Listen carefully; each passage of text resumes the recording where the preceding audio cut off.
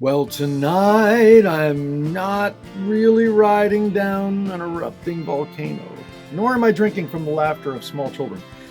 Well, this is an unprecedented occasion. It's happened maybe only once before, and that is a second video newsletter for the same month. So this would be, I guess, the Aurelio Voltaire video newsletter for March 2020 2.0. And the reason, of course, is that a lot has changed in the last week or two. And as you may imagine, because of the ongoing situation, some of the shows have canceled, and I think it's very important that I communicate that information with you. So without further ado, where am I not playing near you? All right, so Burlingame, California, Clockwork Alchemy, that would have been Saturday, that would have been last night. That show canceled, and it is now going to happen in exactly a year, so March 2021. So that's when that's happening. Then next week's shows, which would have been in Providence, Rhode Island, and in Boston, those have canceled. The Boston one has been postponed. There's a new date. What is the date? July 10th. So I'll be at the Hardrock Cafe in Boston on July 10th. The Providence show has not rescheduled yet because we're trying to see if the club is available for the 9th, so we can still do that 1-2 punch of Thursday night in Providence and then Friday night in Boston. So hold on for that one. We don't know about that one yet. And then what else? So that's Burlingame, California, Providence, Boston. Then April 12th, Houston. That's Easter Sunday. I'm playing at the Scout Bar in Houston. That show and the next show, which would be April 18th in Knoxville at the Concourse. Those shows are presently still on. I feel like a lot can happen in a month, and but we're just gonna proceed with caution. We're just gonna proceed assuming those shows are happening, and if the city tells us otherwise, or if it's deemed unsafe otherwise, then we will not do those shows, and they will be rescheduled, and your advance tickets will be honored and all that fun stuff. And then, I'll see you some other time in Knoxville and some other time in Houston, and lives will be saved. But like I said, if miraculously a month from now everything is super cool and we can do it, I would love to do it because I want to play. I'm going crazy in here. I'm going crazy in the Lair of Voltaire. I have to tell you about what I've been doing in the Lair of Voltaire. It's really fascinating, but we're going to get to that. Then after that, in May, I scheduled no shows in May because I thought I was going to go somewhere, maybe Indonesia, or maybe I was just going to sit and edit a bunch of Light and Shadows videos or something like that. But as of now, it's a darn good thing I didn't book any shows in May because who knows? I might not be able to play in May, so we'll see. We'll see. So nothing's happening in May. Then in June 6th, I'm in Denver, Colorado at the Three Kings Tavern. June 16th, I'm in Richmond, Virginia at Fallout. And June 20th, I'm at Sinister CreatureCon in Sacramento, California. Those are my June dates so far. And then, like I said, July rolls around, and July 7th, I'm at Kansas City, the rescheduled show. And that's all that I have so far. Oh, that is so not true. Where did I put those dates? Oh, great, they're not in front of me. I have a UK tour coming in September. And those dates are not in front of me. Oh, I'm such a jackass. Well, suffice to say, there's a whole bunch of dates. I'm playing all over the UK. I'm playing in Edinburgh and London, of course, and Manchester. And gosh, there's so many I don't want to speak out of turn. But suffice to say, there's a whole bunch of UK shows coming in September. I'm going to put them on my website soon, so you'll be able to go to www.voltaire.net and get all the information you need for that. And that's what's happening with shows. I apologize for the cancellations. It is out of all of our hands, as you know. I do want to say one quick thing about the coronavirus. The whole thing seemed really extreme to me at first. It seemed a little too severe to me at first. And there's no question about the fact that a month of lost wages is never easy to accept for any musician. But then, then it kind of dawned upon me, like, oh, we're not taking these precautions because we're going to get sick, because I'm of the belief that eventually everybody will have contracted the coronavirus. And incidentally, if you're worrying about it, please let me put you at ease. My doctor sent out a message, my medical group, in fact, sent out a message saying that if you contract the coronavirus, 98% of us will experience mild flu symptoms for a week. And then that's it. It's over. No lasting effects, no organ damage, none of the, I mean, that's what my medical group told me. We're doing this not for us. We're doing this for the people who are vulnerable, the people who, the 2% of people who have a compromised immune systems, or are old or are weak or sick already with something else. For them, it can be very, very serious and fatal. So we're doing it for them. And then also for the people who have who are sick with other things, or who have an accident and want to go to the hospital to get their leg reattached, and things are dire and they can't get any medical attention because there's 37 million people in there trying to get a coronavirus test. So it's for those people. It's for the greater good. So the bottom line is, it's none of us have a choice in all of this. It's out of our hands. So I'm a firm believer in accepting my fate. I'm a firm believer in making the best of situations, even if they're highly inconvenient. You know, being locked up at home all day indefinitely is certainly not ideal for most people. And incidentally, under normal circumstances, I would be really panicking about how I'm going to pay the rent next month. But you guys have been so amazing in that all of 2020, all of the shows that actually did happen in 2020 were so well attended. So many of you bought merch, and I was able to save some money.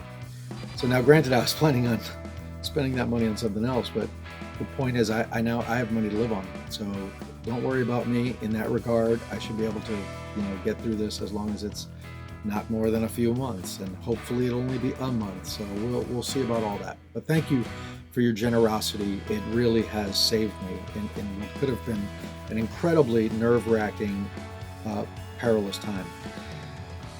Speaking of, what am I doing here at the Lair of Voltaire with all this free time? I have decided to use this time to renovate the kitchen and bathroom, finally. And I'm filming it all for kitchen episodes and bathroom episodes, and I'm doing a whole bunch of DIY projects.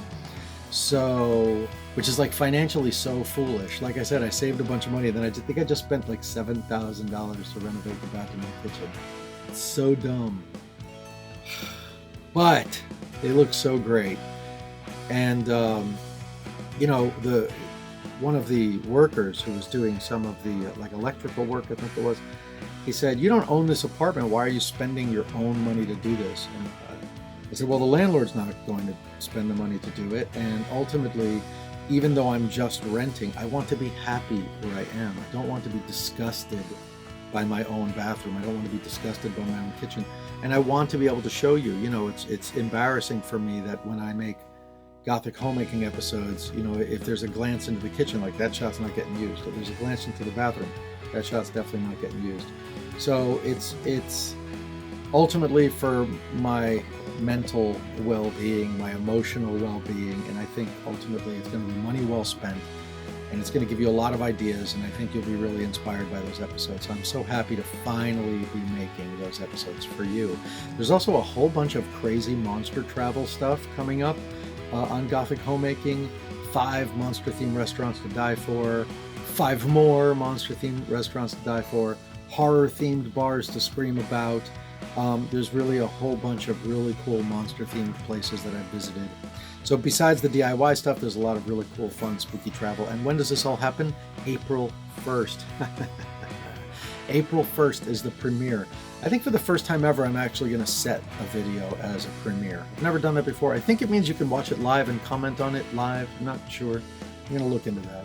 But April 1st is the premiere, and I'm doing everything that I can to try to bring you this will be the 5th season of Gothic homemaking. It's hard to believe. It's also the 5th year of Gothic homemaking. And I'm hoping to bring you something really special. I'm hoping to bring you something with really high quality content and really entertaining and really informative. And I hope you will enjoy it. So that's what's coming up. This is how I'm spending my downtime, being productive. staying busy, working on things, building things, filming things. Luckily for me, I can literally sit here in the Lair of Voltaire and build a bunch of stuff and film it, and days go by. And I may never need to walk outside during all of that time. Well, maybe for food. Most people hoard food. I hoard crafting supplies. It's really sad. You know, when everybody was running out to buy, I don't know what they were buying. I don't know what normal people buy. Eggs? Pasta? I don't know. Canned goods? I've seen a zombie apocalypse movie. Canned goods, maybe people are out. Oh, water, toilet paper. Dude, you know, I lived in Asia. Nobody uses toilet paper in Asia. Let me tell you, toilet paper is a scam, okay? Every toilet in Asia is a bidet. Water, my friends, it's free and it's all around you. So don't panic if you run out of toilet paper. Just wash it. That's it. Just wash it. Really didn't think that's where this was going. In any case, I am so glad I had an opportunity to do a second newsletter just to be able to chat with you a little bit. Oh my God, I almost forgot. So my next album, as you may have heard, is called Black Labyrinth. It's an unofficial sequel to Labyrinth, and it's a musical. It is a full-on musical. In our story, our protagonist is a young man who had a very, very difficult childhood, and he ran away from home when he was 17. Sound familiar? The only light in his life was his hero, the Goblin King, who was practically mythological. I'm not sure people even really, in that universe, they even knew he existed, because this boy is presumably human. He lives very far away from the Goblin City. But he runs away from home at 17. He starts walking towards the Goblin City. He has a flute, because I've watched too much H.R. Puffin stuff as a child. And he writes a song for the Goblin King, and he wants to play his hero this song. That's his dream. So he starts on his journey to the Goblin City, and it takes him 37 years.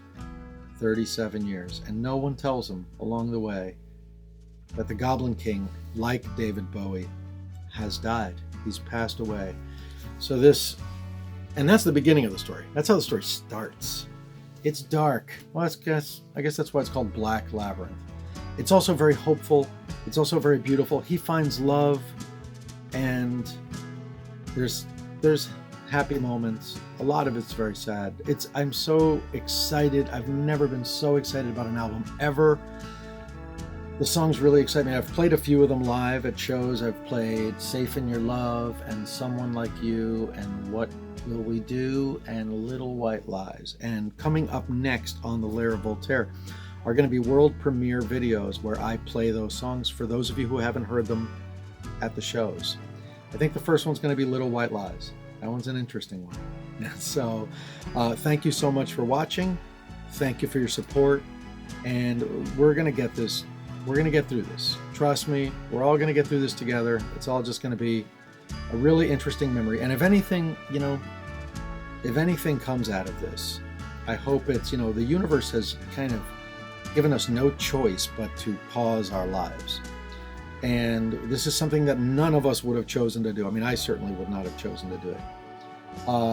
But when you have no choice but to pause your life, you can actually take stock of what your daily routine was like. And when things come back on, we can start to decide, what were the things that I thought were so important that are not really that important to me anymore. Maybe I should get that out of my life. And I think this is just a great opportunity to write that novel you've always wanted to write, to paint that painting you've always wanted to paint, to learn a language, to learn an instrument, to write some songs. This is a great time to binge watch your favorite show, to beat the crap out of that new video game, just all of those things that you struggle to find time to do. Now is the time to do them. And guilt-free. You can spend all of your time watching a movie, all of your time playing a video game, all of your time drawing in your sketchbook. And it's completely guilt-free. In fact, you're helping the world. One last thing I want to say about this whole thing. In Bali, where I've stayed for about 4 months last year in total, well, all over Indonesia, but a lot of it in Bali. I was very privileged to be there on Nyepi. Nyepi is New Year's Day, and it's a silent day. No one is allowed to talk. No one's allowed to leave their home. You're not allowed to use fire. You're not allowed to play music. You're not allowed to watch television. It literally is a day where you must unplug absolutely everything, including yourself. All that you can really do is meditate and pray. That's really all you can do. You can eat if the food was prepared the day before, but you can't prepare food. And they do this, if I'm not mistaken, this isn't just Nyepi. I think this happens a few times a year on the Balinese calendar. And the reason they do this is to give the world a break from humans.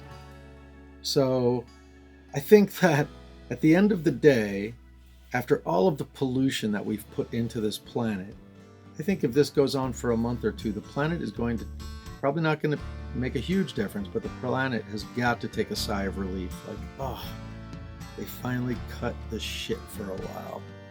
So just look on the positive side, keep things positive. You're not going to get sick. If you do, you'll have the sniffles for a week. Just make sure not to go around people that you love and people you care about who are elderly or infirmed or have weak immune systems. Just keep it to yourself, keep yourself inside. And that's about it. Thank you so much for spending a little bit of time with me. We'll have to do this more often now that we have fuck all to do but sit around and chit chat with each other.